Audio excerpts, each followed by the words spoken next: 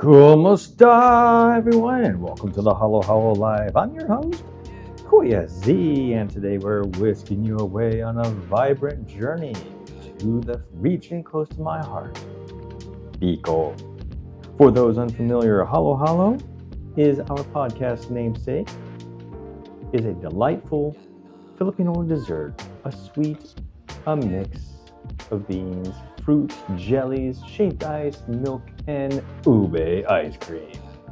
It's a perfect metaphor for the beautiful, diverse, and sometimes surprising mix that is the life of the Philippines. When I think about the Philippines, a lot of people. Okay, let me rephrase that. When people think of the Philippines, they always think of Manila or Boracay. It always comes into their minds, or even Palawan. I think that's another one.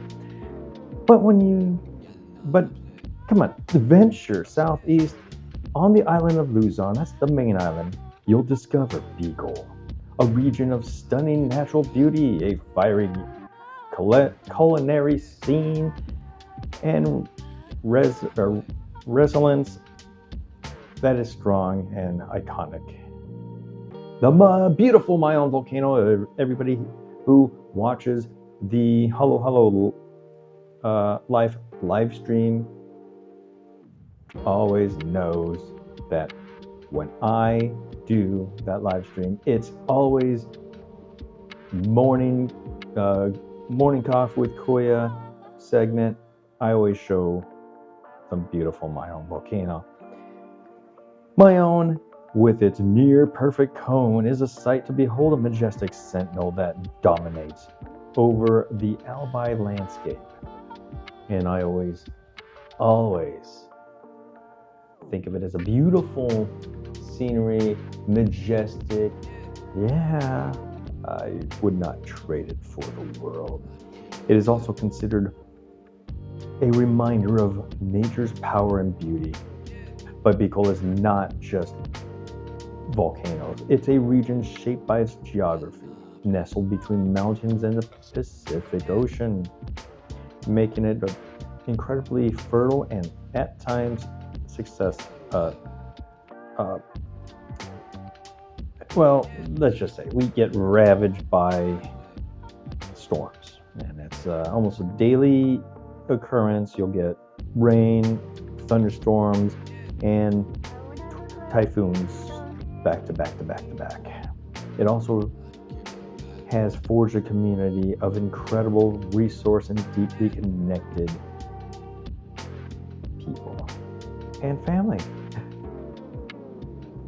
And I tell ya, I am super happy here. My blood pressure is lower than it was in the mainland. Or when I say the mainland, I always think of when I was living in Hawaii. We call the United States mainland, the lower 48's mainland. I know, kind of weird, huh? So, with that said, let's talk about something truly unique to Bicol, the food. We have calendarias all over the place. Almost every sari-sari store can serve up some homemade food. You'll love a bit of the kick. You've come to the right place. Bicolanos are famous for their generous use of sili, chili peppers, and gata, coconut milk. The iconic dish, of course, is Bicol Express. I've had it. It's a little bit spicy. I like spicy. You'll find variations, but generally it's pork or seafood stewed in coconut milk with a fiery blend of chilies, garlic, and onions. It's a flavor explosion, creamy, savory, and a delightful heat that lingers. And it's, like I said, most hotels out here that have a restaurant or even a cafe will serve Bicol Express. It's not only in Bicol region, it's all over the place. Man, there's also something called peanut Bin, oh man, I'm terrible at this. Binagat, binagat, also known as lying. And I'm just reading some. I'm just reading some stuff about Filipino food, especially up here in Bicol, or down here in Bicol, up this north, down south, where taro leaves are wrapped around fish or pork. Oh, it's kind of like lao lao. And slow. No, never mind. It's not. Lao lao is just, yeah, lao lao is not. Slow cooked in rich coconut milk and chilies. Every bite is a taste of Bicolano in unity, whatever. And their deep connection to the local produce. That's a big thing about here, is the fish. Everything's local. Everything's locally sourced. You go to the local butcher. Everything's local. There's really no slaughterhouses. They do the slaughtering almost on site, basically. The best ones are on site. There is a slaughterhouse that is just opened up. If it's anything like an American slaughterhouse that's owned by a big company, then it's going to be full of chemicals. Processed food is bad for you, and living out here, I haven't had processed food, the reason why I say that is because a gout sufferer and processed food, we do not mix at all. So, have you ever had stingray cooked in coconut milk and malunggay leaves and chilies? You know what? Me neither. I wonder if I could actually have stingray. I mean, stingray sounds good, but beyond the food, of life here in Bicol is deeply rooted in the community and tradition. Family is paramount, and you'll find some multi-generational households with elders that are revered and children are cherished. The pace of life, while still dynamic, often feels a little fanatic than major cities, and that is very, very true. You go into the outskirts of different cities or different villages. Let me rephrase that. If you go to different villages, you'll see that children behave differently, and it's probably best for them to kind of keep their mindset away from technology. And technology is, in my opinion, it's evil. It's good, but used for a lot of it's used for wrong reasons. And it's just like the song from Styx, Mr. Ribato. There's a verse in there that's basically that says technology to help with humans, and at the same time it also dehumanizes the humans. And that's kind of where we're at right now. Is we're kind of at the point where we're being dehumanized, because everything you learn in school, you could just Google it. But and we are being, I mentioned before that typhoons is a very common thing out here because of the warm weather, warm waters that fuel up the storms. Bicol, unfortunately, sits in the typhoon belt. Now that means that it's just a way of life. The Bicolano spirit shines brightest when faced with challenges and the communities come together to rebuild, to support and help one another in the time of need. It's just a testament to their unwavering faith and strong communal bonds. And I see it a lot.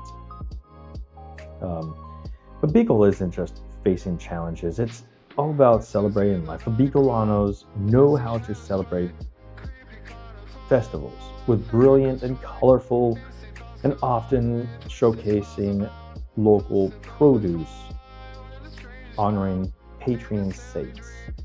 One of the biggest and exciting in the Abalong Ilbalong Festival in Legazpi City, Albay. And you know what? I will go to one of those one day. I'm not in Legazpi. Legazpi is like less than 20 miles, but it takes like pretty close to a freaking hour to get there. Traffic is terrible, and it's because of a lot of construction going on, and it's like I said, it's just time consuming. So in the Philippines, there's a lot of mythical heroes and creatures, and the fiestas, the festivals cater to honoring them. There's a lot of parades, dances, theatrical performance, and costumes, and food. You can't talk about fiestas or festivals without food.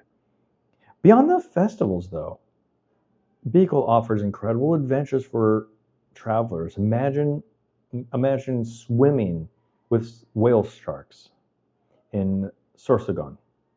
It is a truly unforgettable encounter with these gentle giants, and they're huge.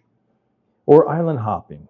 I've island hopped, like not this past weekend, but the weekend prior. We island hopped to another island and spent the night there. I got to see family and relatives, or family is relatives, family and the people that I haven't seen in a while. You get to see pristine white sand beaches and dramatic limestone cliffs in Cameron's, sir.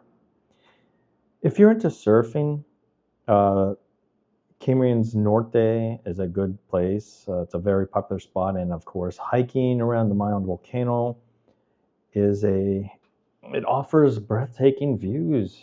I mean, you get close to the volcano, and although always check local advisories due to the active nature of the majestic Mayon. Education is highly valued in Bicol. It is throughout the Philippines. Often parents make sacrifices to ensure that their children receive a good education, seeing that as the key to a bright future. Like, for example, my son, he's going to a private school. The reason why is because they speak a lot of English, and at the same time, he is learning Tagalog, the local language over there. There's also a dialect called Bicol. Bicolanos will speak in different dialects. And of course, you'll see the Bicolanos pursuing opportunities both locally and abroad, contributing their talents to various skills and so on and so forth. A lot of them nurses. That's Filipinos' big export is nurses. Now the nursing community is thriving out here. The arts is also thriving. Bicolano literature, music, and crafts often reflect the regional, unique environment, and spiritual beliefs. Yes, there's a lot of handcrafted uh, stuff that you could buy at the local palinque, which is kind of like a farmer's market or open air market. A lot of them are made from uh, abaca fiber, a strong natural fiber derived from derived. Oh, man, I can't speak today. It's coming from a banana plant, and yes, banana plants out here have lots of uses, not only for the fruits, but the leaves during fiesta or even large gathering where there's a lot of people. They'll just basically they'll clean up on one of the leaves, they'll pour all the food contents onto the leaf, and everybody just eats off the leaf. So, what does what does what does the Halo Halo life truly mean in Bicol? And it means embracing the mix and fiery flavors and sweet traditions, the majestic landscapes and challenges they present. It's about the warmth of its people, the unbreakable spirit, and their deep connection to the heritage. It is a life vibrantly with faith, family, and a generous dish of chili infused coconut milk. That's right. Yay, coconut milk. Chili infused coconut milk. Hey, you know what? That kind of sounds good. That'll definitely clear up the sinuses. Whether you're savoring a plate of Bicol Express, marveling at Mayon Volcano, or simply sharing a laugh with locals, you'll find that Bicol offers a rich, unforgettable experience, a true reflection of the beautiful, diverse tapestry that is the Philippines. That's it for this episode of the Halo Halo Live podcast. Join us next time as we explore another fascinating corner of the Philippines. Until then, keep living the flavorful, my goodness, mix up wonderful life. Kita Keats, I think. Yeah, we'll do that. If it's your birthday, happy birthday. Kuya Z, signing off.